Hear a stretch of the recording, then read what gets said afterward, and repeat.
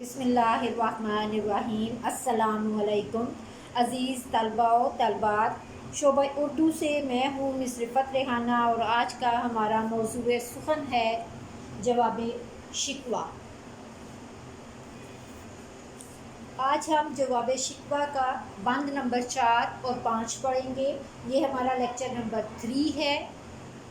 اب میں بند پڑھوں گی۔ بند کچھ اس طرح سے ہے: اس قدر شوق کہ اللہ سے بھی برہم ہے، تھا جو مسجود ملائک یہ وہی آدم ہے، عالم کیف ہے دانائے رموز کم ہے، ہاں مگر اس کے اسرار سے نامحرم ہے۔ ناز ہے طاقت گفتار پہ انسانوں کو، بات کرنے کا سلیقہ نہیں نادانوں کو۔ اب ہم چلتے ہیں بچوں ان کے مشکل الفاظ کی جانب، جو کچھ اس طرح سے ہے: برہم ناراض، مسجود ملائک جس کو فرشتوں نے سجدہ کیا ہو، عالم کیف مستی کی کیفیت، دانائے رموز یعنی پوشیدہ باتوں کا جاننے والا، عجز عاجزی، نامحرم ناواقف، اسرار راز، ناز فخر، گفتار بات کرنا، سلیقہ طریقہ، عالم کیف مستی کی کیفیت۔ پیارے بچوں، اب ہم چلتے ہیں اس بند کے مفہوم کی جانب، جو کہ کچھ اس طرح سے ہے: یہ فریادی تو اس قدر شوق ہے کہ رب العزت سے بھی ناراضی کا اظہار کرتا ہے۔ کیا یہ وہی آدم ہے جس کو کبھی فرشتے سجدہ کیا کرتے تھے؟ یہ درست ہے کہ انسان کو زندگی کے بیشتر مسائل کا علم ہے، اور وہ اپنی دانش یا عقل مندی کے ذریعے ہر شے تک رسائی یا پہنچ بھی حاصل کر سکتا ہے، تاہم لگتا یوں ہے کہ ان خصوصیات کے باوجود عجز و انکساری کے حواس سے فطری طور پر آگاہ نہیں ہے۔ اس کو اپنی طاقت گفتار پر تو بے شک فخر و ناز ہے، لیکن امر و واقعہ یہ ہے کہ اس میں بات کرنے کا سلیقہ تک نہیں۔ پیارے بچوں، اب ہم اس بند کی تشریح کی جانب چلتے ہیں، جو کہ کچھ اس طرح سے ہے: ان شاعروں میں بھی بارگاہ خداوندی میں انسان کی شوخی اور برہمی کا تذکرہ ہے۔ فرشتے شاعر کا شکوہ سن کر اس بات پر دنگ تھے یا حیران تھے کہ انسان ایک ناچیز اور حقیر مخلوق ہونے کے باوجود گستاخ، بات نہ ماننے والا اور اپنے اخلاق سے ناراض بھی نظر آتا ہے۔ وہ حیرت سے ایک دوسرے سے پوچھنے لگے کہ کیا یہ وہی آدم ہے جس کو ہم سب نے خدا کے حکم سے سجدہ کیا تھا؟ قرآن پاک میں ارشاد باری تعالیٰ ہے: ترجمہ: جب تیرے پروردگار نے فرشتوں کو حکم دیا کہ وہ آدم کو سجدہ کریں تو ابلیس کے سوا تمام فرشتے آدم کے سامنے سجدہ ریز ہو گئے، اور اس پر ابلیس کی ساری عبادت ضائع کر دی گئی۔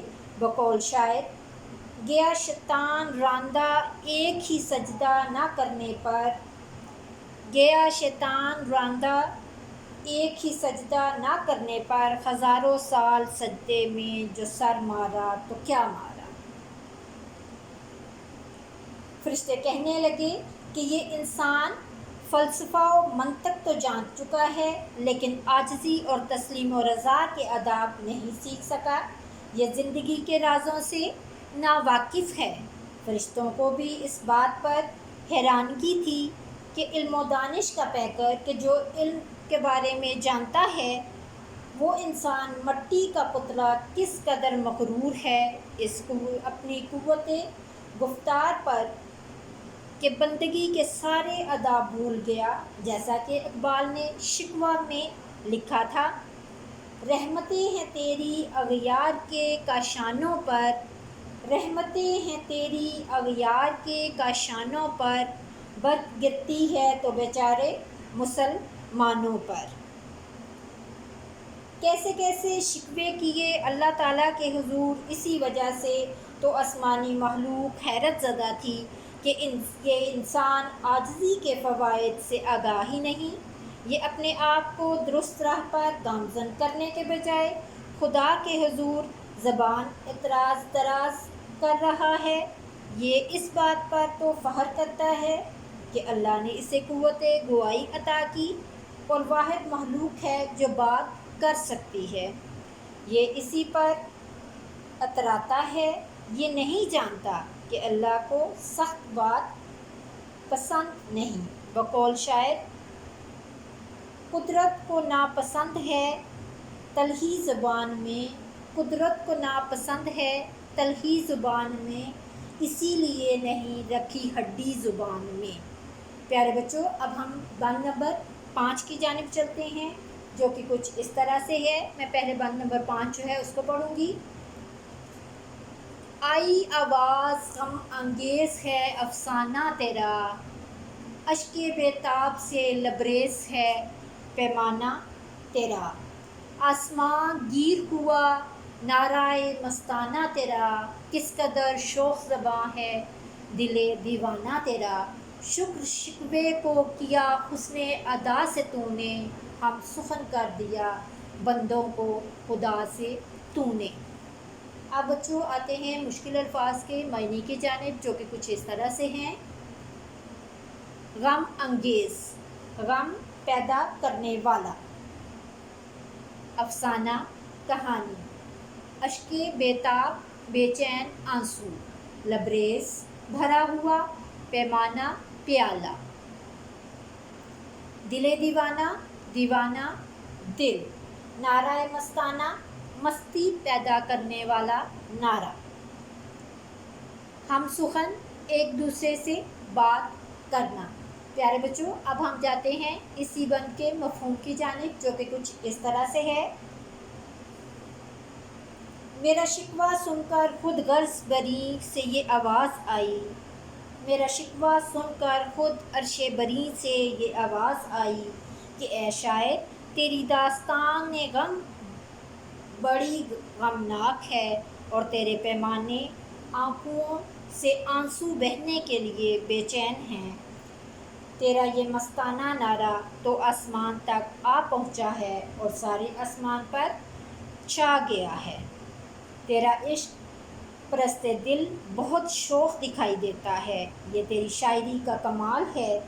تیرا یہ مستانہ نعرہ تو آسمان تک آ پہنچا ہے کہ تو نے تو اپنے شکوے کو اپنے بہترین انداز بیاں کی بدولت شکریہ میں تبدیل کر کے انسانوں کو خدا سے ہم کلام کر دیا۔ پیارے بچوں، اب ہم اس بند کی تشریح کی جانب آتے ہیں، جو کچھ اس طرح سے ہے۔ پہلے اشعار میں تو شاعر نے اپنے شکوے کے بارے میں اہل آسماں کی حیرت اور انسان کی گستاخی کے متعلق ان کے خیالات پر روشنی ڈالی تھی۔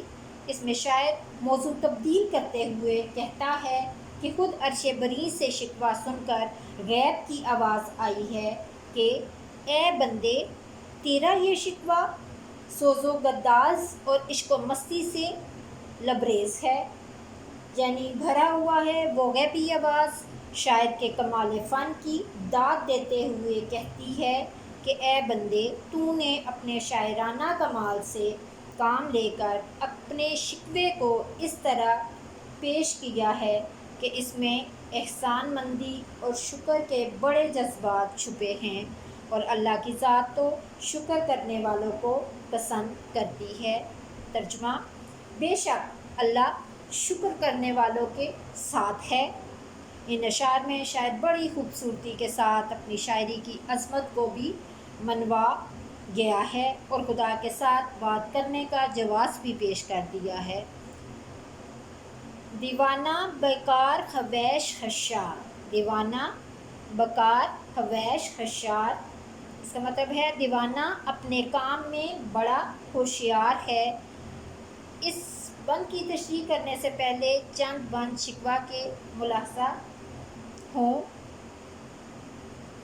جرأت آموز میری تاب سخن ہے مجھ کو، شکوہ اللہ سے حاکم بدہن ہے مجھ کو، ہے بجا شیوا تسلیم میں مشہور ہیں ہم، قصہ درد سناتے ہیں کہ مجبور ہیں ہم۔ یہ شکوہ کے چند اشعار ہیں جو بقول علامہ اقبال اللہ تعالیٰ کے حضور پہنچے تو غیب سے آواز آئی کہ یہ کہانی واقعی انسان تیری کہانی بہت ہی دکھی ہے۔ یاد رہے کہ اللہ تعالیٰ رحیم و کریم ہے، اس کی رحمت کے دروازے اپنے بندوں کے لیے ہر حال میں کھلے رہتے ہیں۔ اقبال نے شکوہ میں جو گستاخانہ زبان اختیار کی، اللہ چاہتا ہے کہ اس پر سرنوشت بھی کر سکتا تھا مگر اس نے اپنے بندے کو معاف کرنا پسند فرمایا۔ بقول حفیظ جلندری، غماز بن گئے ہیں آنسو غم جہاں کے، غماز بن گئے ہیں آنسو غم جہاں کے، آنکھوں سے گر رہے ٹکڑے میری فغاں کے۔ پیارے بچوں، یہاں پہ ہمارا لیکچر نمبر 3 جو ہے جواب شکوہ کا وہ اختتام پذیر ہوتا ہے۔ نیکسٹ جو ہے لیکچر نمبر 4 وہ ہمارا بند نمبر 6 اور 7 پر مشتمل ہوگا۔ اللہ حافظ۔